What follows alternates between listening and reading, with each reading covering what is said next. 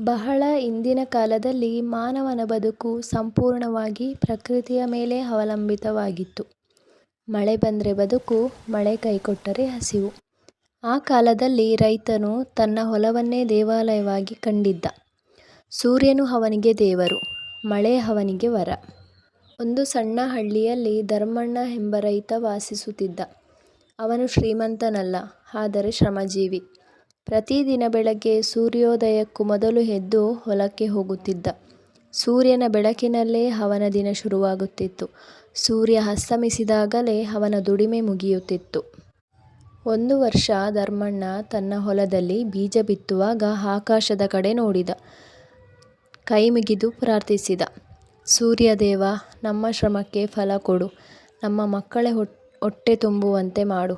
ದಿನಗಳು ಕಳೆಯುತ್ತಾ ಬಂದವು. ಆ ವರ್ಷ ಮಳೆ ಸರಿಯಾದ ಸಮಯಕ್ಕೆ ಬಂತು. ಭೂಮಿ ಹಸಿರಾಗಿ ನಗತೊಡಗಿತು. ಜೋಳ, ಅಕ್ಕಿ, ಎಳ್ಳು, ಕಬ್ಬು ಎಲ್ಲ ಬೆಳೆಗಳು ಚೆನ್ನಾಗಿ ಬೆಳೆಯತೊಡಗಿದವು.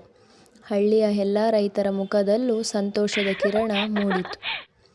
ಕೊಯ್ಲಿನ ಸಮಯ ಸಮೀಪಿಸಿತು. ಆದರೆ ಅದೇ ಸಮಯದಲ್ಲಿ ಜನರು ಒಂದು ವಿಚಿತ್ರ ಬದಲಾವಣೆಯನ್ನು ಗಮನಿಸಿದರು. ದಿನಗಳು ನಿಧಾನವಾಗಿ ದೊಡ್ಡದಾಗುತ್ತಾ ಹೋದವು. ಚಳಿ ಕಡಿಮೆಯಾಗಿ ಬೆಳಕು ಹೆಚ್ಚಾಗತೊಡಗಿತು. ಸೂರ್ಯನು ತನ್ನ ಪಯಣವನ್ನು ಬದಲಾಯಿಸಿದಂತೆ ಕಾಣಿಸಿತು. ಹಳ್ಳಿಯ ಹಿರಿಯರು ಸೇರಿ ಚರ್ಚೆ ಮಾಡಿದರು. ಆಕಾಶದ ಚಲನೆಗಳನ್ನು ಗಮನಿಸುತ್ತಿದ್ದ ಜ್ಞಾನಿಗಳು ಹೇಳಿದರು, ಇಂದು ಸೂರ್ಯನು ದಕ್ಷಿಣಾಯನ ಮುಗಿಸಿ ಉತ್ತರಾಯಣಕ್ಕೆ ಪ್ರವೇಶಿಸಿದ್ದಾನೆ. ಇದು ಪ್ರಕೃತಿಯ ಆರಂಭ. ಆ ಮಾತು ರೈತನ ಮನಸ್ಸಿಗೆ ತಟ್ಟಿತು. ಅವರು ತಿಳಿದರು, ಇದು ಕೇವಲ ಆಕಾಶದ ಬದಲಾವಣೆ ಅಲ್ಲ, ಬದುಕಿನ ಬದಲಾವಣೆ ಕೂಡ. ಆ ದಿನ ಧರ್ಮಣ್ಣ ತನ್ನ ಹೊಲದ ಕೊಯ್ಲು ಮುಗಿಸಿ ಮನೆಗೆ ಬಂದ.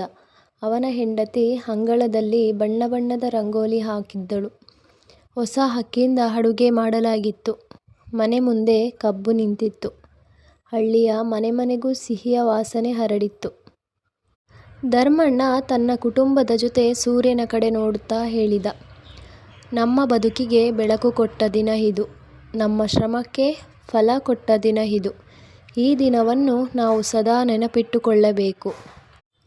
ಹಿರಿಯರು ಹೇಳಿದರು, ಸೂರ್ಯನು ಒಂದು ರಾಶಿಯಿಂದ ಮತ್ತೊಂದು ರಾಶಿಗೆ ಸಾಗುವ ಈ ದಿನವನ್ನು ಸಂಕ್ರಾಂತಿ ಎಂದು ಕರೆಯೋಣ. ಸಂಕ್ರಾಂತಿ ಅಂದರೆ ಬದಲಾವಣೆ. ಅಂದು ಹಳ್ಳಿಯ ಎಲ್ಲರೂ ಸೇರಿ ಸಂಭ್ರಮಿಸಿದರು. ಎಳ್ಳು ಮತ್ತು ಬೆಲ್ಲ ಹಂಚಿಕೊಂಡರು. ಜೀವನದಲ್ಲಿ ಸಿಹಿಯೂ ಇದೆ, ಕಹಿಯೂ ಇದೆ. ಎರಡನ್ನೂ ಸಮಾನವಾಗಿ ಸ್ವೀಕರಿಸೋಣ ಎಂಬ ಸಂದೇಶವಾಗಿದೆ.